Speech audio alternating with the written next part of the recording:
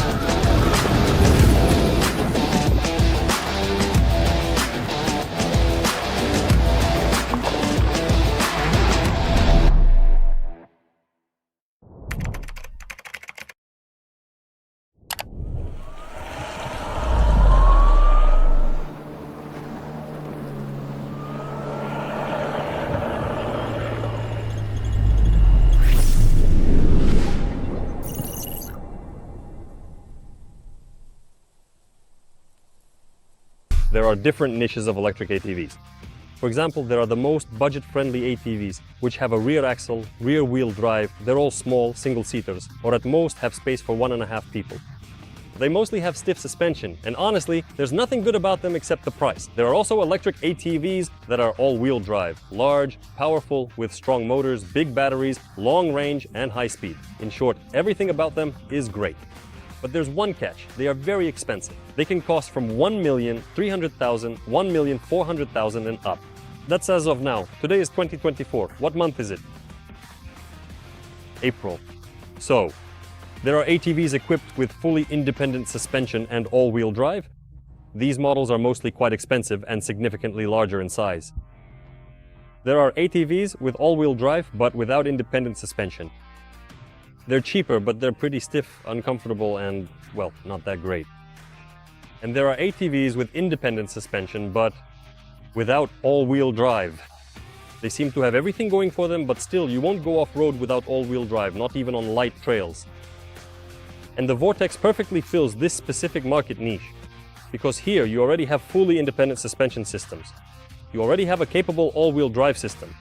But the ATV itself is compact and maneuverable in size, meaning it is designed for 1.5 to 2 people, and at the same time, it is available at a price point of less than 1 million rubles. That's exactly what we're going to talk about today. But before we continue, I want to mention that the Vortex we are reviewing now, the one I'm sitting on, is a pre-production model. We ordered 2 ATVs, had everything we wanted refined in them, and discussed various modifications and improvements with the factory. It will go into mass production next month in its fully finished form. Right now, there are still some things to note. Specifically on this one here, the ATV hasn't yet been finalized to its finished state. Among the modifications here, yes, there's already a thumb throttle installed, although originally it had a twist throttle. Right over here, we have a watt meter currently installed. In this exact location later on, there will be a substantial Type 2 electric vehicle charging port. It hasn't been framed yet, it hasn't been properly framed out just yet. And right over here, we have a winch. There will be a metal frame here. And the rear suspension. Originally, when it arrived, it had a very strange, questionable rear suspension. We reworked it. For now, it's our own version, so to speak. We finished it ourselves by hand so that the rear suspension would work. Starting next month, the factory will already be producing the final ready-made suspension, which is made at the factory. Everything is fine with it, and it works properly. Let's start with the visuals. In terms of design, this already looks much better than most budget motorcycles priced up to 1 million. The only thing that looks better than this is... yeah, I don't even know which quad looks better than this one. Write your thoughts in the comments. What do you think? From electric ones, not gasoline, just to clarify. And in the price range up to 1 million. I really like it, it's awesome. The headlights are cool, the design is cool, everything is just super. The color is vibrant. By the way, you can choose absolutely any color. Black, pink, whatever you want. Just please don't choose matte, because matte colors in China. At budget plastic manufacturing plants, they make it as terribly as possible, and the quality is not great. You can literally just wipe the paint off them. That's why gloss is everything for us. Ginger gloss, and ginger looks just wonderful. When we examine the build quality and the parts used here, it is clear that this is a solid mid-range quad bike. It is likely a bit better than what you get from Frun, but it is still not quite as good as a brand like Linhai. With Linhai, the quality of the parts is much higher, almost the best among all electric quads here. It's acceptable, everything is great, it suits me.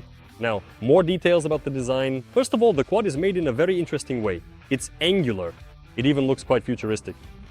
The headlights are very beautiful, really, very beautiful. The grille here is still not framed, as I mentioned before. At the front and at the back, we have a metal rack for mounting cargo boxes.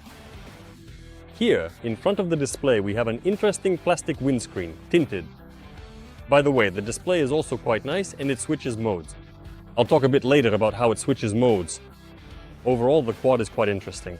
Here, among the details, are some things that have been fixed. For now, there's a voltmeter installed here. In the future, there will simply be a Type 2 charger installed here, which you plug in from above, plug it into the socket, and it charges. The charger will be built in. For now, it's still external. Here we have a USB port. And right here on the right side, it's interesting to film this. This is plastic, originally from the gasoline version, and on the gasoline model, here we had the gearbox installed. We made this kind of plug on a 3D printer. Now, we've coordinated with the factory so that this spot will be immediately covered with plastic and painted to match the body color. So there won't be anything like this anymore. Originally, when it arrived to us, there was just a hole here for the gear shifter. High, low, neutral, and reverse. The frame here is tubular and welded, just like on most ATVs. The dimensions of the ATV are 1940 by 1090 by 1370. The curb weight is around 250 kilos in the max configuration. It has the largest possible battery installed. Let's see if it's even possible to lift it. Well, the front is quite heavy because the battery is currently installed here in a fixed position and it's shifted forward. Let's try from the back. The rear end lifts up much more easily. If necessary, a strong adult man could pick it up and move it if it ever gets stuck somewhere.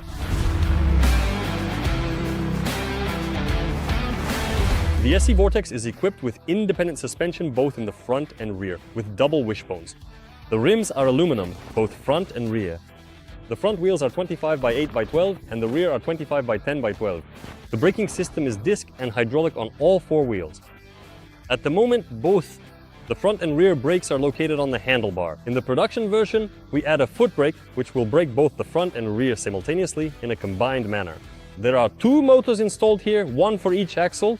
The front is equipped with a motor from 1.5 kilowatts up to 5, and the rear from 2 kilowatts up to 5. Its current maximum speed is 45 kilometers per hour. However, we are currently working on moving a bit away from reduction. The reduction here is actually excessive, it just tears off like crazy. We want to move away from reduction towards higher speed, aiming for at least 60 kilometers per hour. By the way, having two separate motors has a huge advantage in that it is practically silent. There is no drive shaft or additional gearboxes here, and there is basically no low gear either. That's why it's as quiet as possible on the road. You can only hear the wheels, the suspension, and that's it. It's a static, non-removable large lithium battery with 120 amp hours, 72 volts. If you have a large, non-removable stationary battery with a capacity of 120 amp hours, you can travel between 70 and 100 kilometers on it, depending on the power and how hard you press the throttle lever.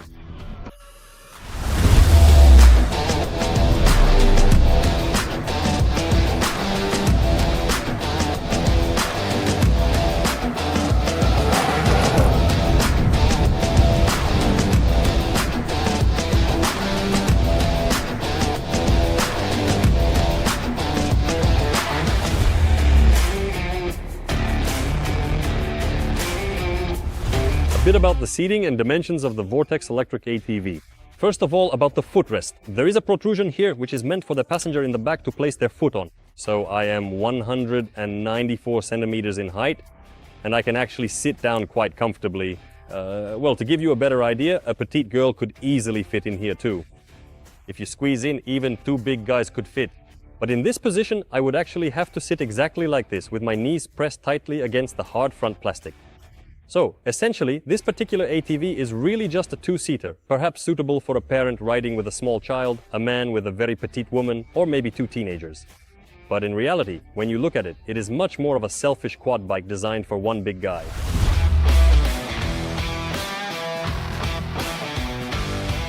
As for the controls, everything here is as simple as possible, just like on any electric ATV.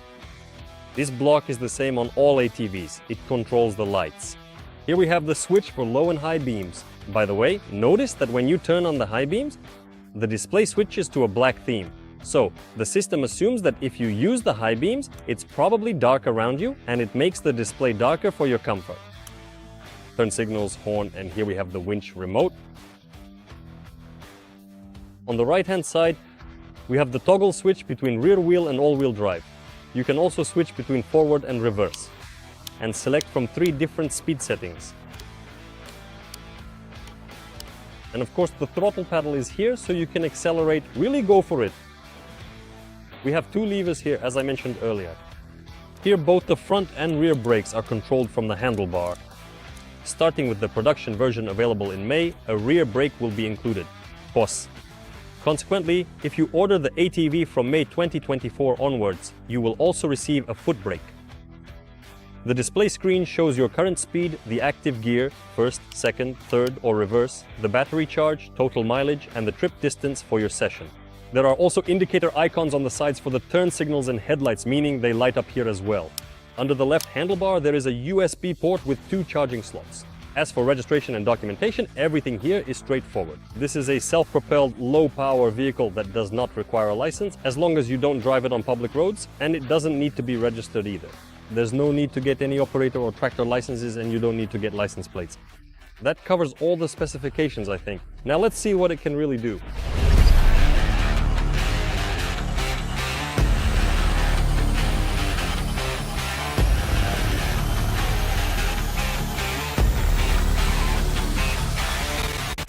Continue.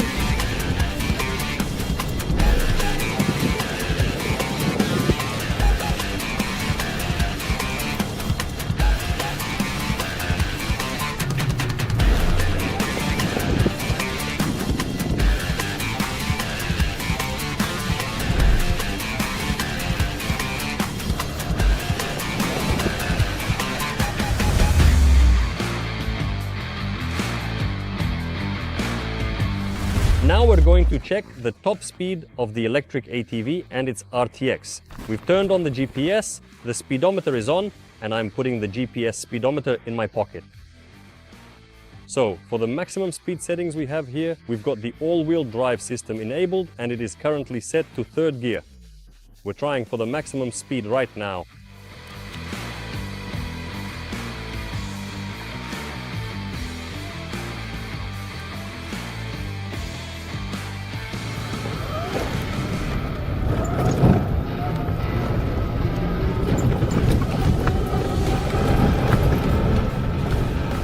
Alright, I've already reached the top speed, cruising speed. It doesn't go any faster than this. Alright, it's time to turn around. Man, it really slides around on the wet sand. Honestly, it's just pure fun. Alright, let's check. The maximum speed is 46 kilometers per hour.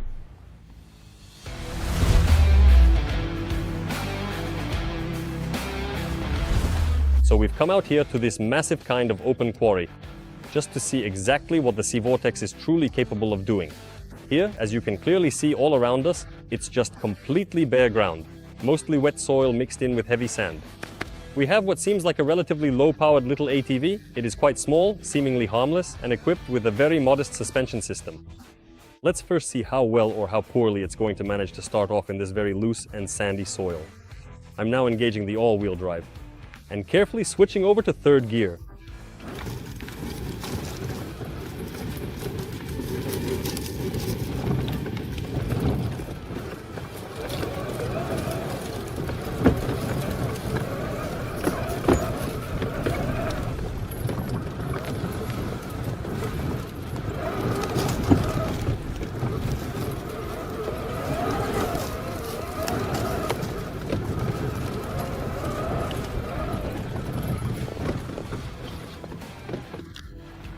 Well, it's not super comfortable, but it floats along as if on waves. By the way, when we tested electric enduro bikes here, not all of them managed to handle this sand. Some enduro bikes that do not have a gearbox would just get stuck. For example, the Tinbot Coulter, which is a low-powered 4-kilowatt bike, would simply die here. This one pulls just fine, starts, goes forward and backward, no problem at all. We need to come up with something tougher.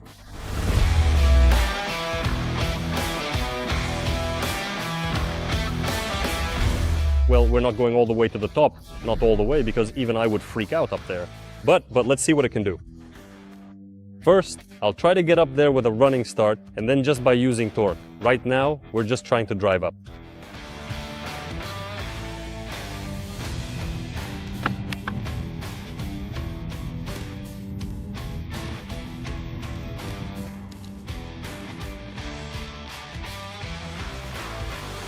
Well, this is about where its limit is because, well, it just doesn't have enough torque. Actually, maybe it does have enough torque, but the quad is pretty light and I can really feel how the sand is pushing it out. Third gear, forward, all-wheel drive, trying purely without a running start, just using torque. Basically, I'm curious to see where it'll get stuck. We're going at a low speed now.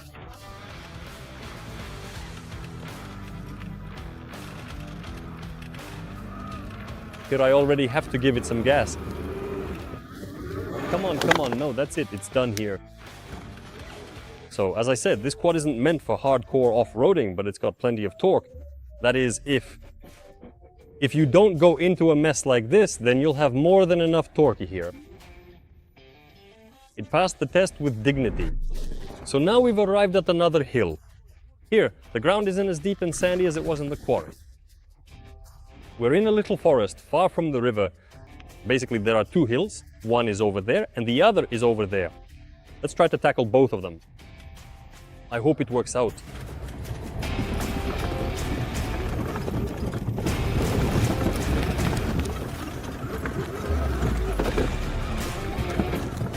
Well, that was actually not even difficult. All for the content.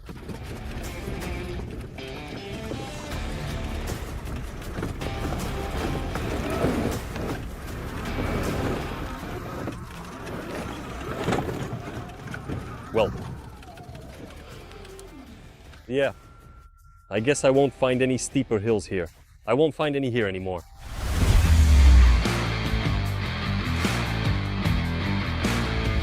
So we've found what is probably the biggest puddle in this entire forest, at least in my opinion, and now we're going to try to drive through it with the Vortex. I really hope I do not get stuck in this place. All right, let's try it.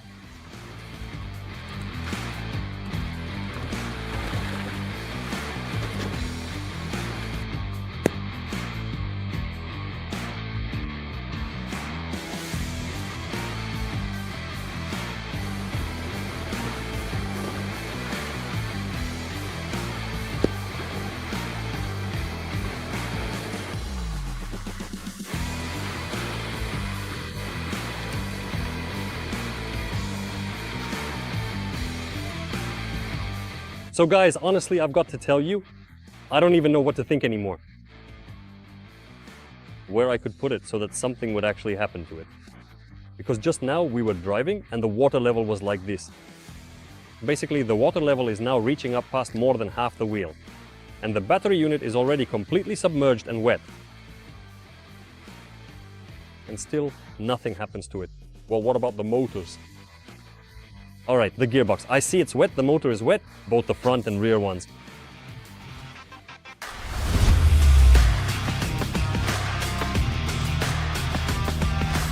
The feeling of riding this quad is just amazing. It's small, it's nimble, it's light, but at the same time, it has the punch of a full-sized huge quad with all-wheel drive and a powerful engine. At the same time, it's completely silent. It doesn't make noise, doesn't smoke, doesn't smell. People around you aren't startled. Animals aren't scared. You don't reek of gasoline, and you don't get shaken up by the vibrations of an internal combustion engine inside the frame. In short, it's all advantages.